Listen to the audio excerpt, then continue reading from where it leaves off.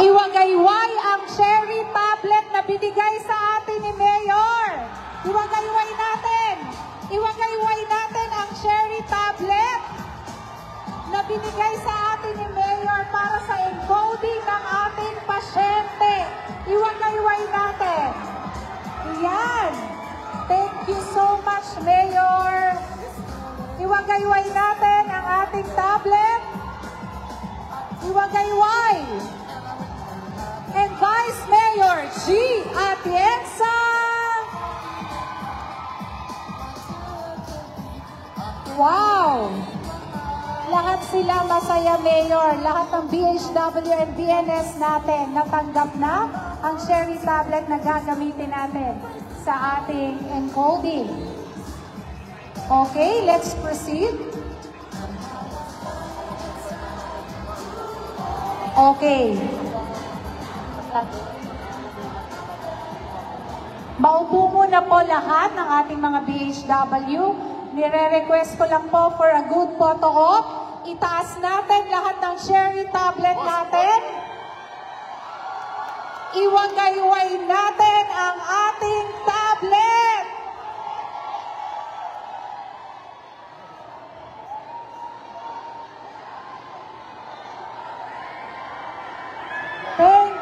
Thank you so much, Mayor, for our cherry tablet na siyang gagamitin natin sa ating encoding ng 1.9 million na population natin sa Manila. Thank you! Okay, let's proceed. At ngayon naman, syempre hindi ko na pahabain pa. Nais ko pong tawagin ang ating masipag at napakagandang Vice Mayor, Honorable Vice Mayor Angela Lei G. Atienza.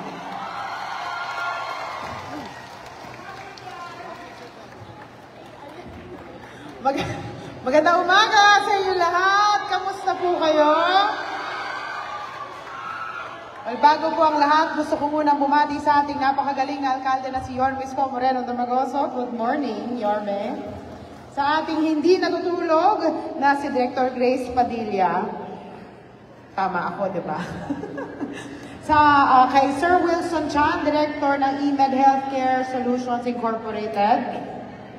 Kay Clarence Sevilla, PhilHealth Representative. Nandito ba siya? Nandyan siya. Hello po. Ma'am Lalaine Lapitan, PhilHealth Representative rin. And sa lahat ng mga barangay healthcare workers na narito ngayon. Alam niyo po, nung kami nangangampanya ni Yorme, talagang sinabi niya sa akin na gusto niyang pagandahin ang healthcare system dito sa ating lungsod. At narinig rin niya ang hinaing ng mga barangay health workers na alam niya, miss niyo na ang kalinga at suporta mula sa gobyerno. Kaya pagpasok lang namin dito ni Yorme, doon ko na-realize buhay na buhay ang dugo ng mga BHW dito sa Maynila. Na kahit na anong ininda namin ni Yorme, within that 100 days, nakita nyo naman, kayo talaga ang ginawang prioridad. Kaya palapakan natin ang ating alkalde na si Yorme Isko Moreno Dumagoso.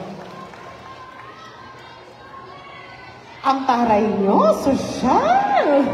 Mga tablet kagad. But nevertheless, alam nyo, nandito ako para ipakilala ang isang tao na alam ko naman, kilalang kilala nyo na at mahal na mahal ninyo. Pero, gusto ko lang i-share sa inyo na pagkus ang iniisip ninyo ang aming tambalan, nag-umpisa lang ngayon. Pero sa totoo lang, ang tambalan namin, nag-umpisa nung kami ay bata pa. Nung siya ay 23 years old at ako ay isang nene pa. Dahil noong mga panahon na yun, nung siya ay tumatakbo bilang konsihal ng Tondo, ako naman po ay tumutulong sa aking ama, nung siya ay tumatakbo bilang mayor ng Maynila. Doon ko po nakita ang kagalingan ng ating alkalde. Doon ko rin po nalaman, nung nakilala ko siya, na siya ang magiging isa sa pinakamagaling o magaling the best na mayor ng Maynila dito sa ating lungsod. Siya ay naging isang magaling na konsehal na pinaglaban ng boses ng mga Tondo, taga-Tondo. Siya ay naging isang magaling na vice-alkalde na sumuporta ng buong buo sa kanyang alkalde. At siya rin ang masasabi ko na nagsalba sa atin noong mga panahon ng pandemya. Kaya ibibigay ko na po ang mikroponong to sa pinakamagaling na alkalde na nagkaroon ng Maynila. Ang ating pinakamamahal, si Yorme Isko Moreno Dumagoso.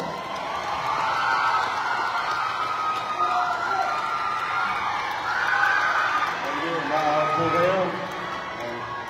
Maraming salamat. Maraming salamat sa ating maganda at masipag na Vice Mayor Chi Atienza. Sa ating pong mga bisita, lalong-lalo na sa PhilHealth, no? Ang ating partner sa pag-deliver ng kalusugan sa ating maayos na programang pangkalusugan para sa ating mga kababayan sa lungsod. Palakpakan natin ang PhilHealth. At ang ating magiging partner, alam niyo,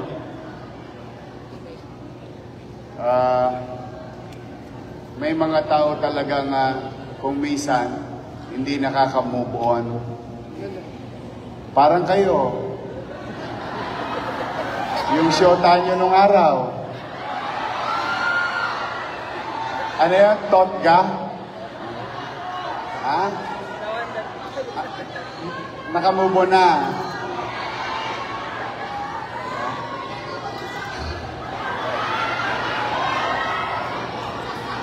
Kaya ang buhay hindi magiging masayahin kapag lagi ka nakalingon sa likod. Kasi habang naglalakad ka, pag lagi ka nakatingin sa likod, madadapa ka lalo.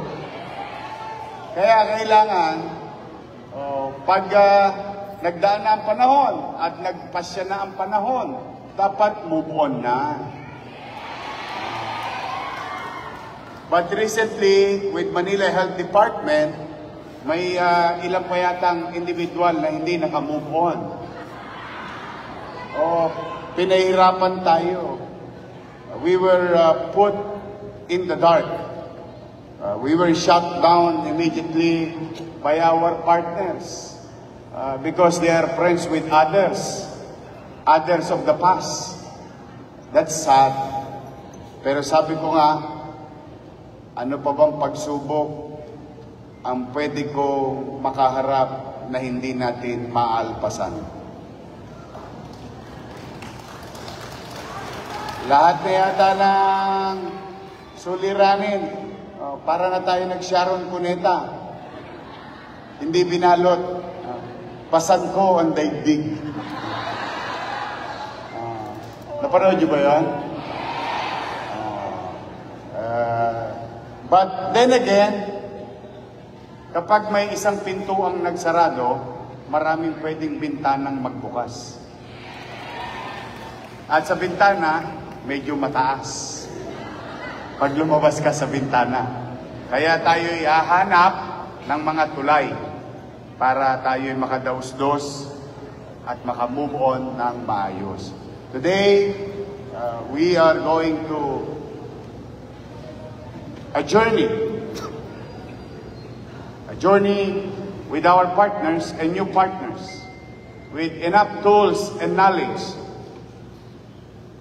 in the coming days, weeks of our lives, making it efficient, mas maging episyente tayo na mayakap ang lahat ng mamamayan sa lungsod ng Maynila.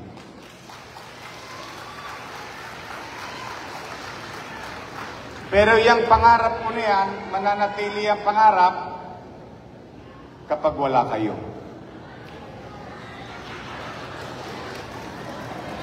So, the vital role of BHW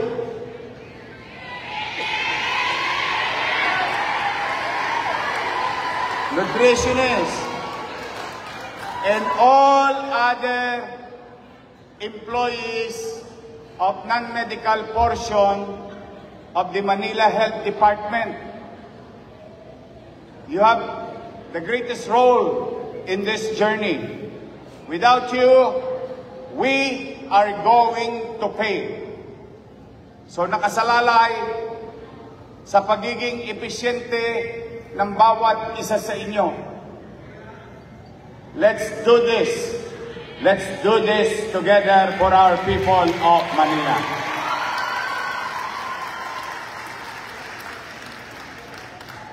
Kahit na tayo'y naghihikahos sa pananalapi, hindi ako titigil sa maliit kong kaparanan makagawa ng mga bagay na makatatawid sa atin. Kaya, steady lang kayo dyan sa Gedli. Sasaya ang Pasko nyo.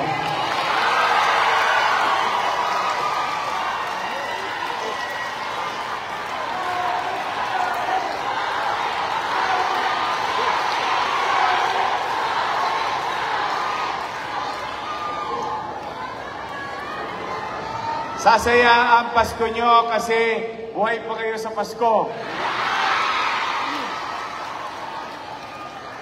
Of all the things that we wish in our life, of all the dreams that we wanted in our life, life itself is a blessing. Especially if it is a healthy life. And that is our Christmas gift to every Manileños in the city of Manila for 2026. We can do it. Mari ang ilan sa inyo nanamlay na. Mari, dala ng pag-inis sa kapwa, pagka minsan malayo ka sa kusina, minsan si ma'am, si sir may favorite pero ikaw hindi ka favorite. Mas maganda ka naman doon sa favorite ni ma'am. Nakachinchangso ka pa.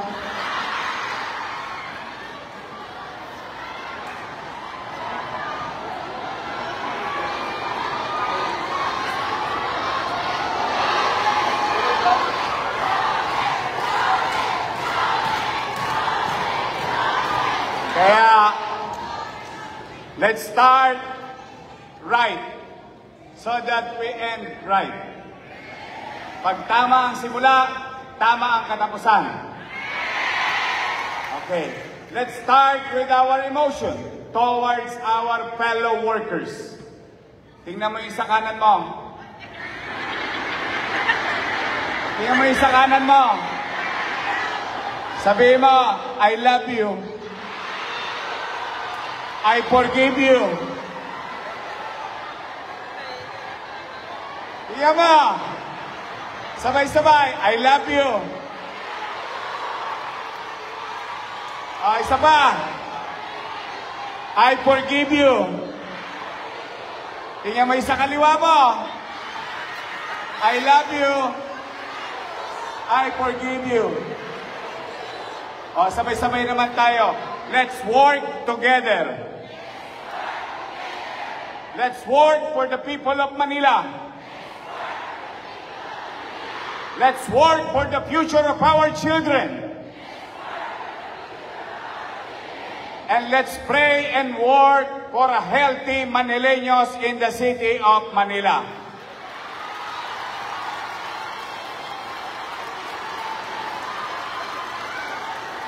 Muli, I hope the message is clear. You are very important in this task.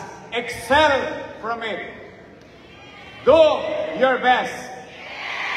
You were chosen, you are part of the organization book because you are the best.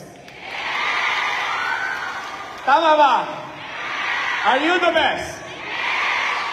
Show that voice. Pahingayin natin, are you the best? Say, I am the best. I am the best. Maraming salamat. Pagpalain nawa kayo ng buong may kapal. Manila! God first. Thank you.